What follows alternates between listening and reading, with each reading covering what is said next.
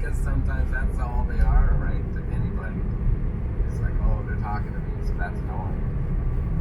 Like Prince, if I ever had a chance to meet, I don't know what that would be the same thing. What the hell am I supposed to say? Right. It's almost like you can assume he knows you like his music and appreciate it. Exactly. So what do you say next? Like Neil Young was like that. I felt that like insecurity with meeting him, but he was very gracious and nice. But like I didn't feel like I could have the conversation go any longer than it did, which was just like 2 minutes or whatever, right? So yeah, it's interesting when you think about it. Well, I think back to some interactions I've had, for example, with people who have names of celebrities, and I took the layup, like made a joke about how their name was like the celebrity, like Michael Jackson, right out of somewhere. And those are things that I kick myself over, because I think before you speak, identify what has probably been said a million times, and then don't say that. I find in writing it helps to identify the cliche so that you can either shine a light on it or flip it and beat it. I always think of you in the Family Ties guide. I'm like, fuck, that is like an all-time classic. Like, what? Like, what was the desired outcome in my head? Other than him going, really? Like, with his fucking eyes? I'm trying to leave that in the rearview mirror. No. But here, I mean, but it is, no, but it's awesome, because it's almost like he was like, you're like, hey, fuck you, guy. No, really? Yeah. Like, while he's saying it on his way, hey, go fuck yourself. Yeah. Like, it's kind of like a push. It is a bit bully-like, but it's like that's the funny part of it. Like, I don't know if I would be so upset if I was him. Because it's kind of like, you know what, I don't care who you are, I'm still gonna keep throwing this out there. Well, this is the thing. And he didn't know me enough to know that was loving tribute. To your point, and by the way, hand down the story, I worked with Michael Rosen like the dad of Family Ties. There was an uncomfortable moment in the first rehearsal, the first scene I ever did with him, where it was silent, and the scene was over, and I went, sha-la-la-la, which in my head, like, I don't know what I meant.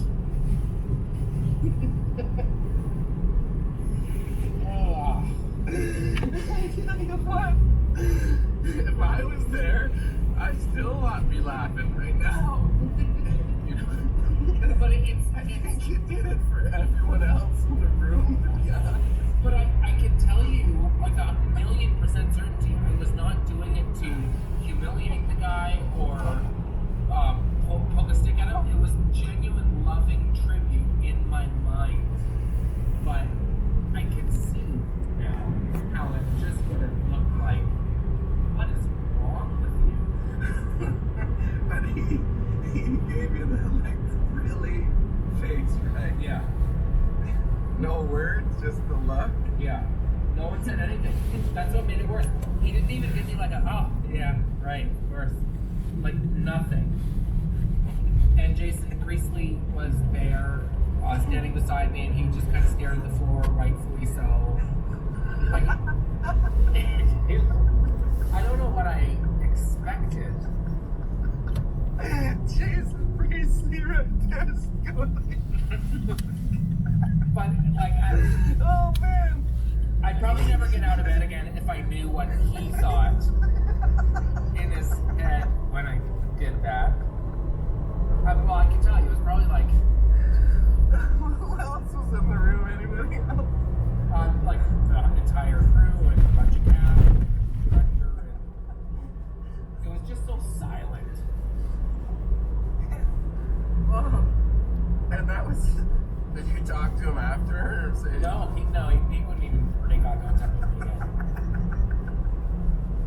And the worst part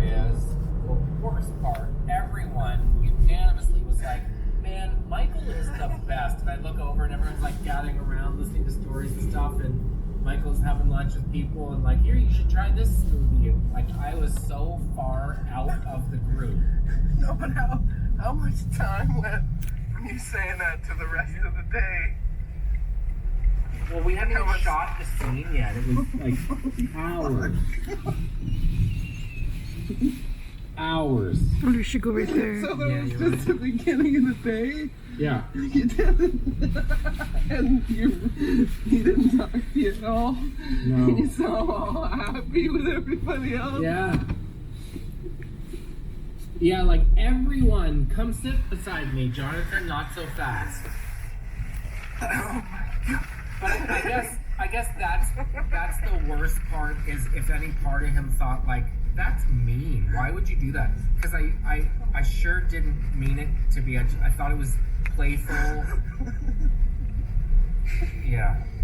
But I know better than most what that feels like when people are like, J-Rock, know what I'm saying? Oh yeah. Right? I know what that feels like. So it's surprising in a way. And by the way, what that feels like, it doesn't feel bad or hurt my feelings or any of that stuff. It just means